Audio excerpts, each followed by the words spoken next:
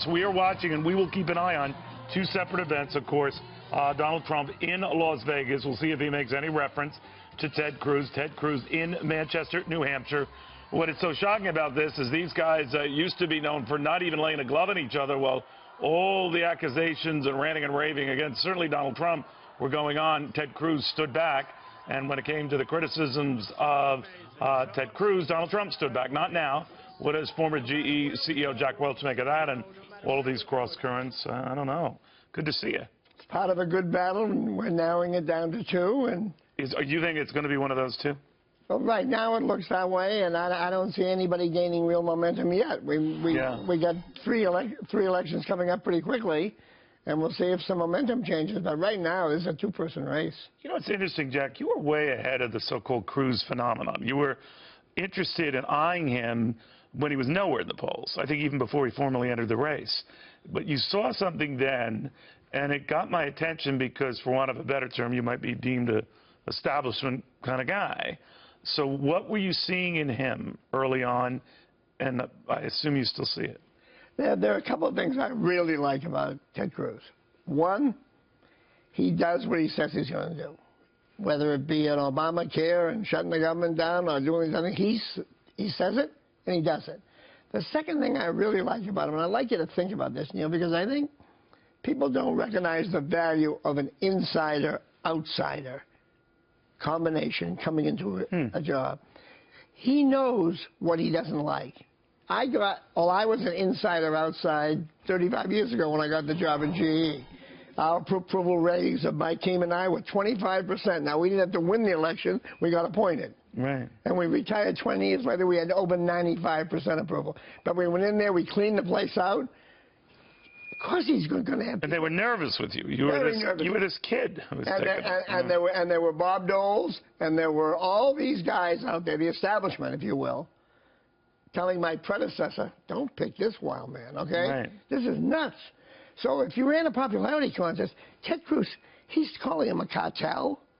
He's calling him, let's break this. If he became president, what Donald Trump is saying, you have to go to those people. You have to work with those people. If you're the boss, you can make things happen. It's different in Washington, No, they'll all line up. They'll all line up. I'll guarantee you that establishment will be behind him like ducks. Really? Because the Bob Dole line and it goes off of the Donald Trump line, they hate him. You don't buy that. They might not like him getting the job. It ruins their game. Yeah. They got a nice game there. They stayed for 25, 30 years. They passed things to each other. He's going to upset them. Do you think he'll absorb all these blows? Because one thing that happened, and we noticed it post the FBN debate, and that whether it's the issue, whether he's a natural-born citizen, whatever Donald Trump is doing has at least stalled Cruz's rise in Iowa. Now, that polls are, as you often remind me, fleeting. But what do you make of that Trump is succeeding in planting seeds of doubt? Trump is a masterful politician. Let's face it. He's a great campaigner. I mean, what kind of president do you think if it got that far? Oh, look, here's my view. We had Jimmy Carter, and we couldn't bring the country back a little bit at a time after that disaster. Now we've got a guy who's twice as bad as Jimmy Carter ever thought of being, and we can't. Talking about Barack Obama. Yes, and we. Yeah, all this time I thought you liked him. Oh, go ahead. Yeah, we can't nudge this thing back, Neil. You don't want to nudge it back. We got to get this country back. And Ted Cruz, Donald Trump is a great guy. He's a great negotiator. Are you surprised how well he's doing? Yes. What do you think it is? I think he's articulate in these debates. I think he says things that a lot of people are thinking. Right. I think he might even be underpolling. Because I know a lot of people, I'd never vote for him. I'd never vote for him. I agree with you on that. But I think when they go in the booth, they'll vote for him. I think he could be under. We'll learn a lot in these first couple of votes. If he gets the votes more than the polls were, yeah, we're going to get it. Then he's got the whole. Well, I talked to a number of Democratic operatives, and then they always tell me, Neil, this is a dream come true for us. Donald Trump, Ted Cruz, hello. What do you say?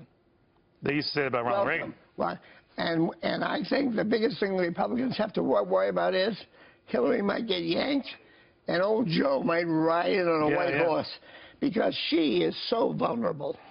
Do you get a sense, though, from any of this that it's going to get crazy, or that Republicans are going to rip themselves up here, arrive in Cleveland without a nominee, and it could be a protracted No, I don't think ballot after ballot? sane people will come on board. Look, I think that there's no question that with the environmentalists and all these people, with immigration, the Democrats have lost some of their natural constituency in the Midwestern unions. Yeah.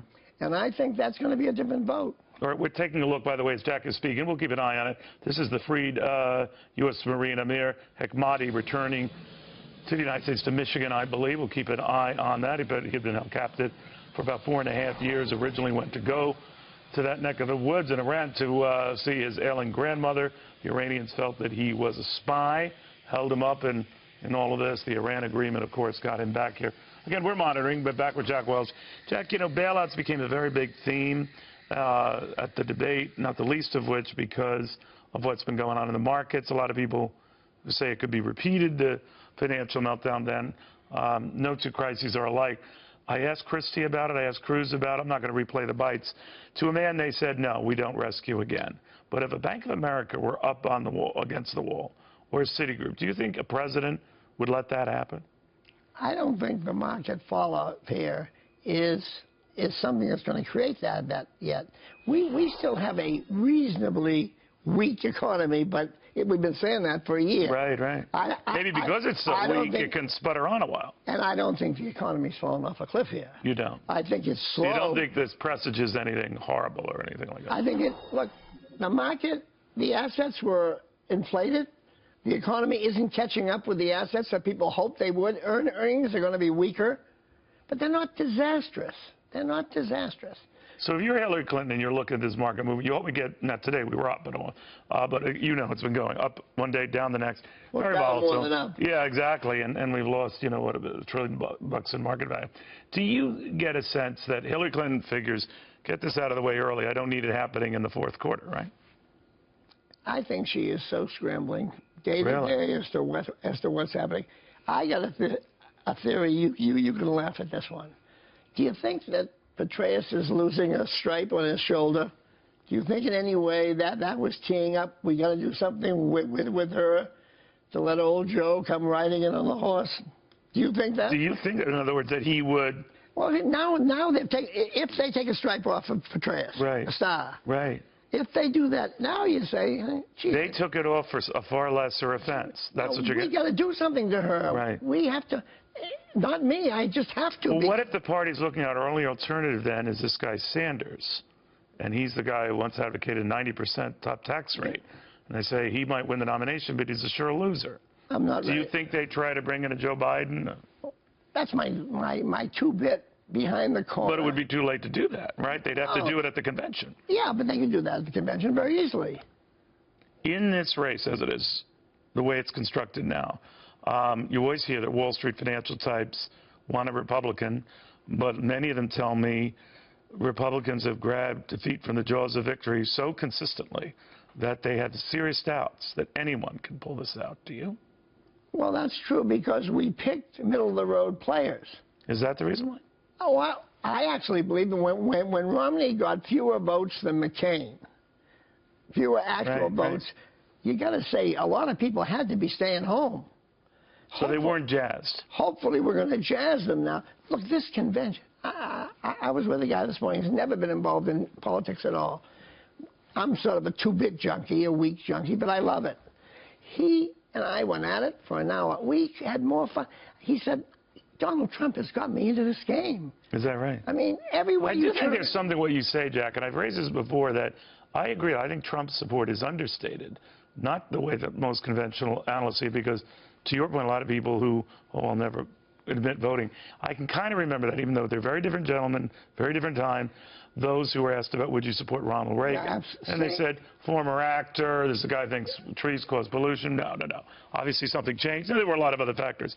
So, the guy is Cruz. Let's not get me. I understand. But when people say that this race could be compromised by, let's say, a Trump winning because, you know, he's alienating so many Latinos, women, do you buy his claim? I know you're a Cruz guy.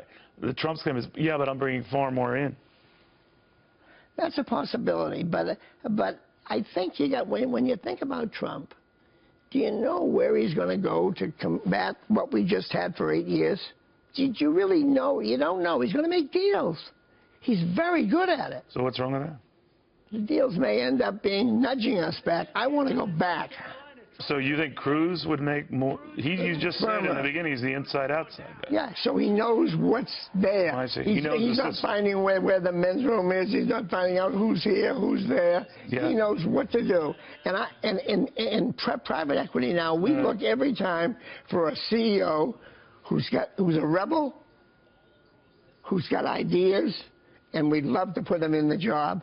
An insider rather than pulling an outsider who would take 6 months to find out what to do. Well, I will say this, and you're a modest guy. Early on, when you first raised his name, and a lot of people didn't know who he was, it got a lot of people's attention. All right, Jack Welch, thank you very much.